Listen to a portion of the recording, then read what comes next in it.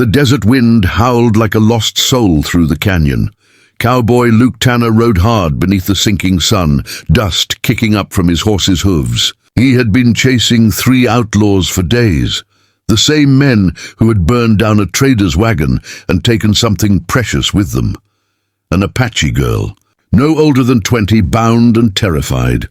When he found their camp, the firelight flickered against the rocks. The outlaws were laughing, drunk on whiskey, never seeing the shadow that crept closer. Luke's revolver gleamed once, twice. 2 gunshots echoed through the canyon. The third man stumbled out, knife in hand, but Luke was faster. The desert fell silent again, save for the horse's restless snort and the faint sound of a girl crying. He found her tied to a fallen branch, wrists bruised, long dark hair tangled with sand. She flinched when he approached. "It's all right," he said quietly. "You're safe now." Her eyes darted up, amber, fierce despite the tears. She whispered something in Apache he couldn't understand, then repeated it softly in broken English. "You kill them?" He nodded once. "They won't hurt anyone again." She stared at him a long moment, trembling. Then, to his surprise, she pressed her forehead to his hand and murmured something sacred, ancient, a word that sounded like a promise. Luke didn't understand, but he helped her onto his horse, wrapping his coat around her shoulders. "Where's your village?" he asked. She looked at the horizon and shook her head. "Gone. They kill all."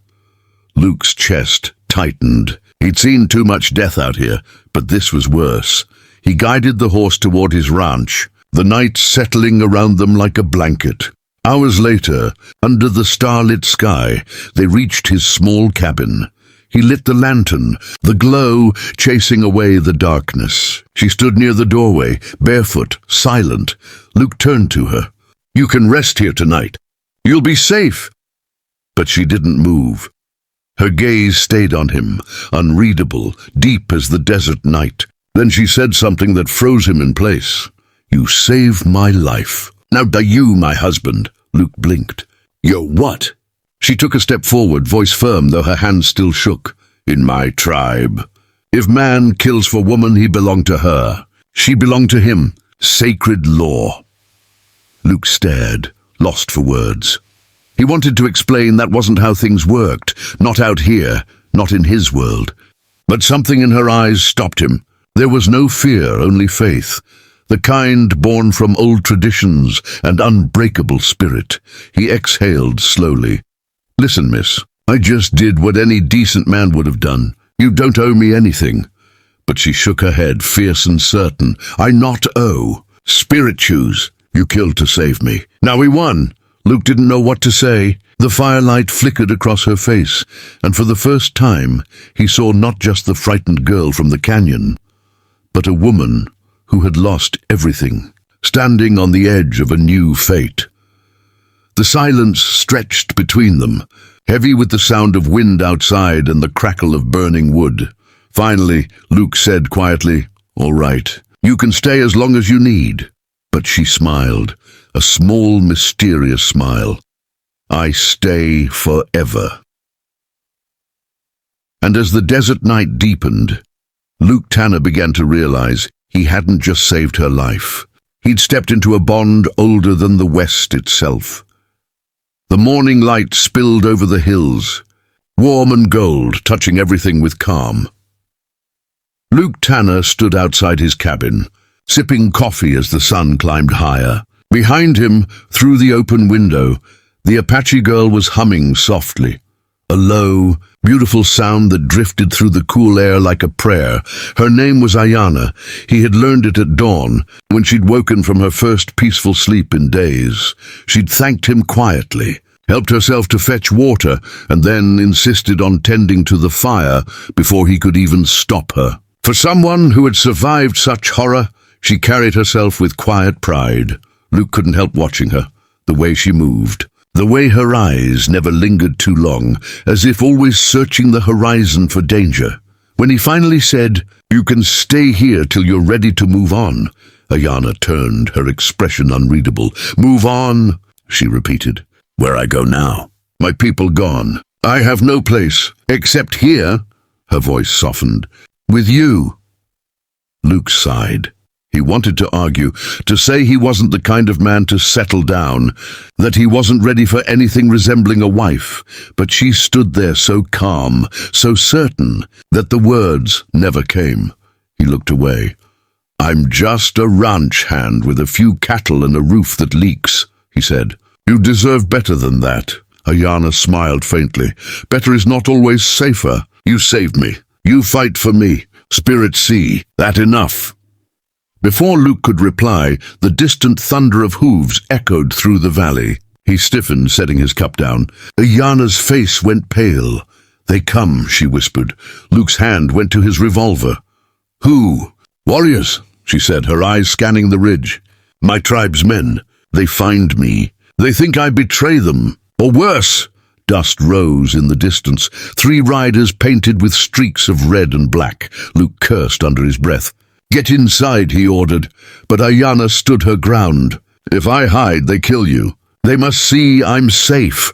Luke shook his head. I'm not letting them hurt you. She met his eyes, steady and fearless. If you fight them, they take it as war. You must let me speak.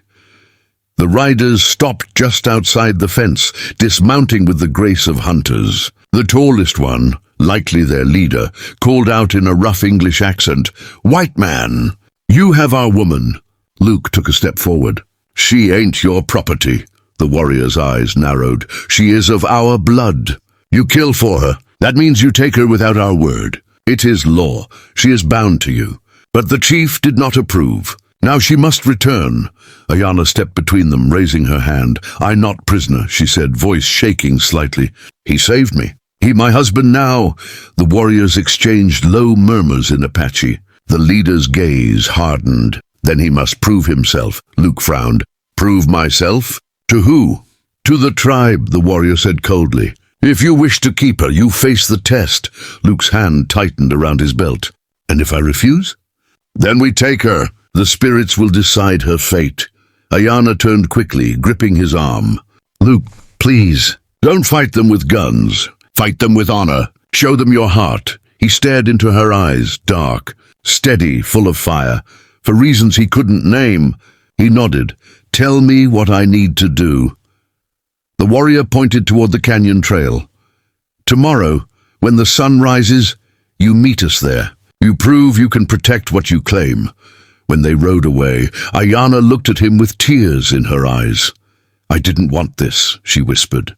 But they will not stop. It is our way. Luke wiped the dust from his hands. Then I'll ride out in the morning, he said quietly. Not for pride, not for the tribe, for you. Ayana stepped closer. Her voice trembled. You fight, you may die. Luke met her gaze, his tone calm and sure. Then it'll be the first thing in a long time worth dying for. The desert wind swept through the fields again, warm and dry. But between them, something deeper took root, trust, courage, and the quiet beginnings of love. The sun was still low when Luke Tanner saddled his horse. Ayana stood by the doorway, her shawl pulled tight around her shoulders. The morning wind carried the scent of sage and dust. Don't do this, she whispered. Luke gave her a faint smile. You said it yourself. It's your people's way. If I want them to see I mean no harm, I gotta face them. Ayana reached out, fingers trembling as she touched his hand. If you fall, I will never forgive myself. He squeezed her hand gently. Then I better make sure I don't fall. The Canyon of Spirits. By mid-morning, Luke rode into the narrow canyon. The Apache warriors were already there, silent, waiting. The leader from yesterday, Taza, stood on a ridge overlooking a small circle of stones. Behind him, 2 elders watched, faces carved with years of battle and loss. Taza pointed to the stones. You stand here, white man. This place judges truth. If your heart lies, the spirits will turn against you. Luke dismounted and stepped forward, boots crunching on gravel. He felt their eyes on him, measuring, testing, waiting. Taza spoke again. You claim the woman Ayana. You saved her life, but she is of our people. If your heart seeks to use her, you die here. If your heart is true, you live. Luke's jaw tightened. I didn't come here to claim anyone. She's free. She can stay or she can go. But I'll die before I let you hurt her again." The canyon went silent. Even the wind held its breath. One of the elders nodded slowly. "Words are easy. Show the spirit your truth." Taza lifted his spear and threw it at the ground between them. "Then fight, not to kill, but to endure." The trial, Neen. They circled each other like wolves. Taza moved first, fast and precise, his spear slicing the air. Luke dodged, caught the wooden shaft and rolled to the side, dust rising around them. The Apache warriors shouted encouragement in their tongue, but none interfered. The test was sacred, one heart against another. Taza struck again, this time catching Luke's shoulder. Blood welled instantly, but Luke didn't stop. He blocked the next blow, grabbed the spear's shaft and twisted. Both men fell into the dirt. The fight went on until Luke's arms shook from exhaustion. Finally, when Taza raised his weapon for a final strike, Luke dropped his guard. He spread his arms wide. "No more. You want my blood? Take it. But I won't fight a man who thinks I'm his enemy. I didn't come to destroy your people. I came to protect one of them." Taza froze. The canyon was silent again, only the sound of Luke's labored breathing. Then, slowly, the Apache warrior lowered his weapon. He turned to the elders. "This man fights with heart," he said quietly. "He spares when he could kill. His spirit is strong." The eldest nodded. "Then the spirits have seen. The test is over." After the dust settled, when Luke returned to the ranch, his shirt torn and blood drying on his arm, Ayana ran to meet him. She stopped just short of touching him, her eyes full of disbelief. "You live." He grinned faintly. "Guess your spirits decided to give me another day." Tears spilled down her cheeks as she finally threw her arms around him. "You don't understand," she whispered. "You are one of us now," Luke blinked. "What do you mean?" She pulled back just enough to look into his eyes. "When you fight and spare life, the tribe binds you by spirit. They accept you as family, as husband." He laughed softly, half in relief, half in awe. "So I went to prove I didn't own you, and came back married." Ayana smiled through her tears. "In my people's way." "Yes," Luke's voice dropped low. "Well, guess I better build a bigger cabin then." The whisper of the desert weeks later. The valley had changed. The fields grew green again. The cattle thrived. And the nights were no longer silent. Laughter echoed from the porch. The sound of two souls who had found peace where once there was fear. Ayana sat beneath the stars, her head resting on Luke's shoulder. "You think your people ever understand our way?" she asked softly. He looked at her, the firelight flickering in his eyes. "Maybe not," he said. "But I don't need the world to understand us.